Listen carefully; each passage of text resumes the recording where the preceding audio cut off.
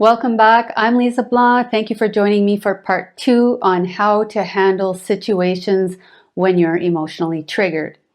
In part 1, we started with what it means to be emotionally triggered and how these triggers can lead to intense, sometimes irrational, and disproportionate reactions. We then covered some practical steps and strategies that you can use to stabilize and manage your emotions more effectively. So first was to identify your triggers. Second is to ground yourself. Third is to use distress tolerance strategies. Fourth is to activate the rational side of your brain. And lastly is to give yourself a reality check to assess whether you're overreacting or whether your emotions and reaction reflect your true feelings and the overall quality and nature of your relationship. If you missed part 1, just click on the link above.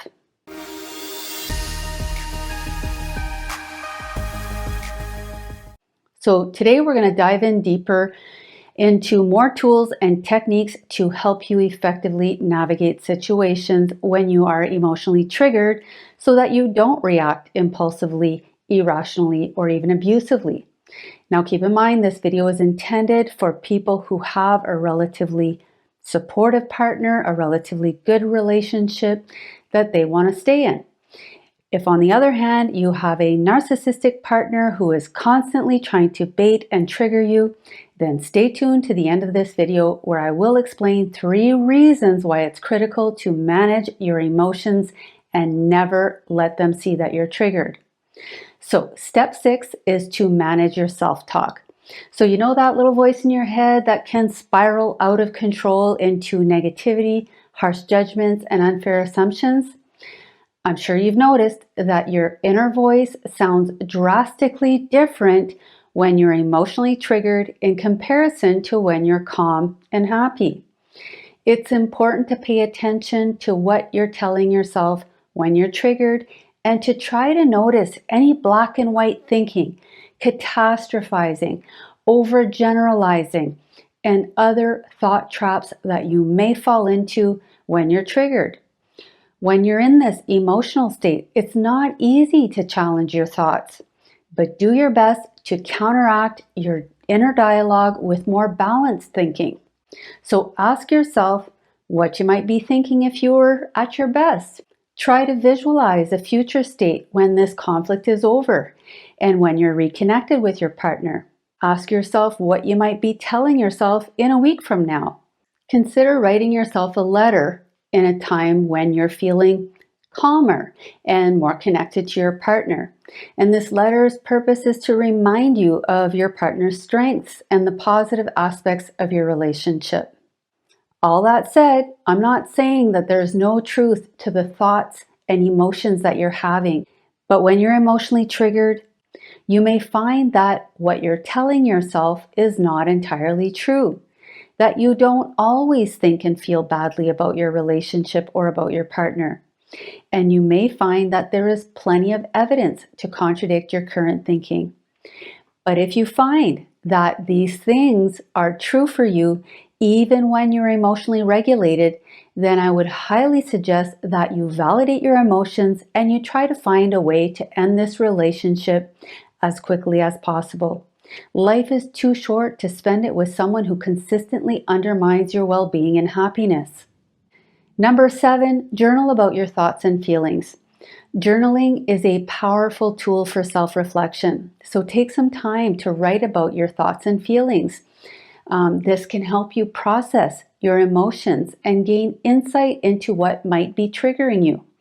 Try to think about your partner's perspective and consider what they might be experiencing. This can help foster understanding and empathy. Now you might say, why should I have any empathy for my partner when they don't have any for me? And to this, I would say that empathy is not about excusing harmful behavior or diminishing your own feelings. It's about understanding the situation from a broader perspective and using larger mental maps to help you respond more reasonably and rationally. And that might include deciding to end the relationship. Because another huge benefit of journaling is that it helps you see patterns, your own patterns and your partner's patterns, which can lead to increased accountability, change, and personal growth, or not, which can maybe lead you to make the decision to end it. Step 8 is create a list of questions and reminders. Now, this step assumes that you're with a partner who overall is generally supportive, and this does not apply to narcissistic relationships. So this, like the letter to yourself that I suggested earlier, is a personalized list of reminders about your partner, your relationship, and the strategies that can help you regulate your emotions once you've been triggered. I will give you some examples here, but obviously you will need to tailor this list to fit your particular partner and your relationship. Okay, so here goes. Do you believe your partner is generally a good person who loves you? What is your partner like when they are in the best version of themselves? What are you like when you're in the best version of yourself? Consider how your best self versus your shadow or triggered self would handle this situation. Now visualize both scenarios. First, imagine a scenario where your best self handles this, and then a scenario where your shadow self handles it. What things are you telling yourself or assuming that might be making this situation worse? Are you treating your partner like they are someone you love and care about? Remember that yelling and threatening are not mature ways to deal with your big emotions. It is usually an unhealthy way to regain a sense of control and security. Shutting down and running away is not a good way to handle conflict. It's okay to wait until your emotions settle before expressing your concerns, disappointments, or anger, but speak calmly and assertively, and remember that your partner has feelings too. Taking time and space is healthy and good for both of you, as long as it's not intended as punishment, and you are able to communicate with them that you're not ready to talk yet, but that you'll be back. Taking time apart doesn't mean that issues won't be resolved or that something bad is going to happen. It just means that we're both going to wait until we're both calm and capable to figure it out and find solutions. Again, please adapt this list of reminders to suit your specific circumstances. Number 9 is to set and enforce your non-negotiable boundaries. There are some boundaries that you might be willing to negotiate, but there are certain other boundaries, what I call your non-negotiables, that you cannot compromise. And if you do, or if you allow someone to breach these boundaries, you are negotiating your morals, your values, your fundamental human needs, and even if your partner doesn't end up leaving you because you gave them what they wanted, they will lose their respect for you and you will lose your own self-respect.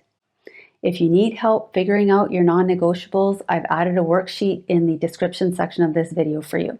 Number 10 is reaching out to someone who supports your relationship and your long-term goals. So for example, if your goal is to create a calmer, more stable, healthier relationship with your partner, don't call your chronically single friend who is desperately seeking a partner in crime. You'll also want to avoid involving multiple people or people you both know, because this can create a situation of triangulation, which is not helpful. Also, steer clear of people who might escalate your emotions or reinforce your negative thoughts and feelings. You know, those people who want to go down on your sinking ship with you rather than throw you a life preserver. Instead, call someone who will ask you the tough questions like, what was your role in this conflict? What would you be saying to me if I were the one calling you with this problem? Now, I get that your friends probably aren't trained counselors, which is why you might want to consider professional help, especially if you're repeatedly getting emotionally triggered or experiencing the same types of problematic patterns in your relationships. Unfortunately, everyone has great justifications for why they unleash their gremlins onto someone else. But at the end of the day, It's your responsibility to tame them and find healthier ways to manage and express your emotions. Now, as promised, if you're in a relationship with a narcissist, here are 3 reasons why it's critical to manage your emotional triggers and to never let them see you sweat. Number 1 is to maintain control. By managing your reactions, you retain control over yourself and you avoid giving the narcissist the satisfaction of seeing you upset. Number 2 is to reduce emotional manipulation. When you remain calm, it reduces the narcissist's ability to push your buttons and provoke you. They thrive on chaos and emotional reactions. So staying composed can confuse them and seriously disrupt their game plan. Number 3 is to protect your well-being. Managing your triggers helps shield your mental and emotional health. By not reacting impulsively, you can make more thoughtful decisions that prioritize your needs, your well-being, and your boundaries. Hopefully, this leads you to realize that it is time to get out. For more resources and strategies, be sure to check out my toxic relationship recovery program that I linked in the description section below. And if you found this video valuable, please give it a thumbs up, comment, subscribe, and to learn more about how to maintain a healthy relationship, please click on the link above. Thanks so much for watching, and I'll see you in the next video.